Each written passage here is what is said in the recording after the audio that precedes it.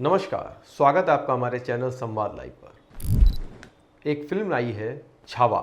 ये फिल्म संभाजी महाराज के ऊपर केंद्रित है, जिन्होंने औरंगजेब जैसे क्रूर शासक को भी अपने सामने नतमस्तक कर दिया।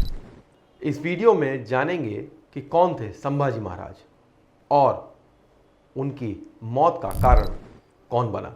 एक ऐसे वीर योद्धा जिसने अपने जीवन के अंतिम क्षण तक धर्म और स्वाभिमान के लिए संघर्ष किया। एक ऐसे शासक की बात करेंगे जिसने मुगल सल्तनत की ताकत को चुनौती दी और अपने साहस और बलिदान से इतिहास के पन्नों में अमर हो गया।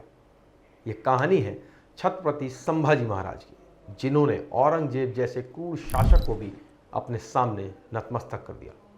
लेकिन इस कहानी में एक मोड़ ऐसा भी है जो दिल को झकझोर देता है, वो है धोखा। आखिर किसने दिया था संभाजी महाराज को धोखा? ये कहानी है वीरता, बलिदान और विश्वासघात। 7वीं सदी में औरंगजेब का सपना था कि पूरे हिंदुस्तान पर मुगल सल्तनत का परचम लहराए। उसकी लाखों की फौज, हजारों हाथी, घोड़े और अथाह संपत्ति थी। लेकिन एक चीज थी जो उसे डराती थी, तो वो था मराठाओं का साहस और संभाजी महाराज की रणनीति। संभाजी महाराज छत्रपति शिवाजी महाराज के वीर पुत्र, जिन्होंने अपने पिता के सपनों को आगे बढ़ाया और हिंदवी स्वराज्य को नई बुलंदियों पर पहुंचाया। औरंगजेब को लगता था कि उसकी 8 लाख की फौज के सामने संभाजी महाराज की 20,000 की सेना कुछ नहीं कर पाएगी। लेकिन उसने गलत सोचा। मराठाओं ने जंगलों, पहाड़ों की खुफिया जानकारी का इस्तेमाल करके मुगलों को बार बार धूल चटाई। संभाजी महाराज की रणनीति और मराठाओं का साहस ऐसा था कि मुगल सैनिकों को भी पता नहीं चलता था कि हमला कहां से होगा। औरंगजेब की फौज को जंगलों में घुसते ही मराठाओं के हाथों मौत का सामना करना पड़ता था। सह्याद्री पर्वत, जो महाराष्ट्र की शान है, वो मराठाओं का गढ़ था। ये पर्वत इतने ऊंचे और दुर्गम थे कि इन पर चढ़ना किसी के बस की बात नहीं थी। औरंगजेब की फौज ने कई बार सह्याद्री पर चढ़ने की कोशिश की, लेकिन हर बार उसे मराठाओं के हाथों धूकी खानी पड़ी। सह्याद्री पर्वत पर सिर्फ 3 चीजें चढ़ सकती थी: बाघ, तूफान और मराठा। संभाजी महाराज को सह्याद्री की हर गुफा, हर रास्ते और हर खुफिया मार्ग की जानकारी थी। इसलिए मराठाओं ने मुगलों को जंगलों में घुसकर मौत की नींद सुला दिया।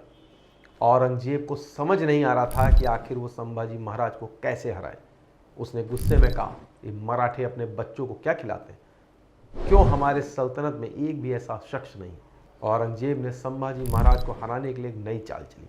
उसने महेश्वर के राजा चिक्का देवराय को अपने साथ मिला लिया। उसे लगा कि अगर उत्तर से मुगल फौज और दक्षिण से महेश्वर की सेना मराठाओं पर हमला करेगी तो संभाजी महाराज को घेर लिया जाएगा। लेकिन संभाजी महाराज ने इस चाल को भी नाकाम कर दिया। उन्होंने महेश्वर की सेना को धूल चटाई और चिक्की देवराय को मराठाओं के सामने घुटने टेकने पर मजबूर कर दिया। लेकिन औरंगजेब ने हार नहीं मानी। उसने संभाजी महाराज के खिलाफ षड्यंत्र रचना शुरू कर दी और यहीं से शुरू होता है विश्वासघात का काला अध्याय, जिसने संभाजी महाराज को मुगलों के हाथों पकड़वा दिया। संभाजी महाराज को धोखा देने वाला और कोई नहीं, बल्कि उनके अपने ही साले थे। धन के लालच में आकर कुछ गद्दारों ने संभाजी महाराज के गुप्त रास्ते की जानकारी मुगल सरदार मुखरब खान को दी। इसके बाद मुखरब खान ने 12,000 की सेना के साथ संभाजी महाराज को चारों ओर से घेरा।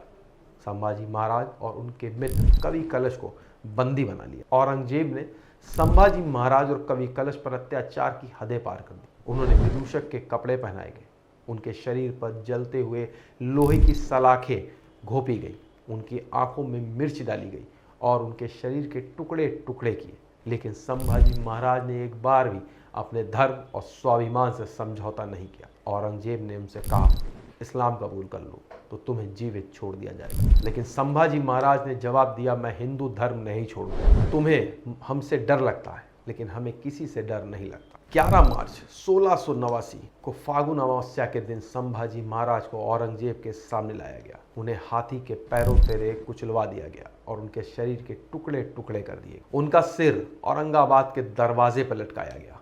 लेकिन संभाजी महाराज ने अपने सांस तक अपने धर्म और स्वाभिमान को नहीं छोड़ा। संभाजी महाराज की शहादत ने मराठाओं के अंदर एक नई चिंगारी भर दी।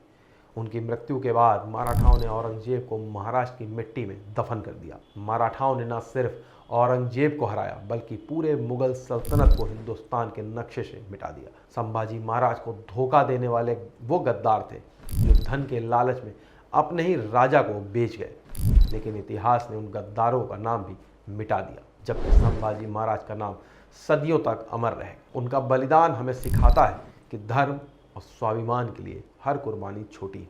आपको ये वीडियो पसंद आया हो तो इसे लाइक करें, शेयर करें और चैनल को सब्सक्राइब नहीं किया तो आज ही करें।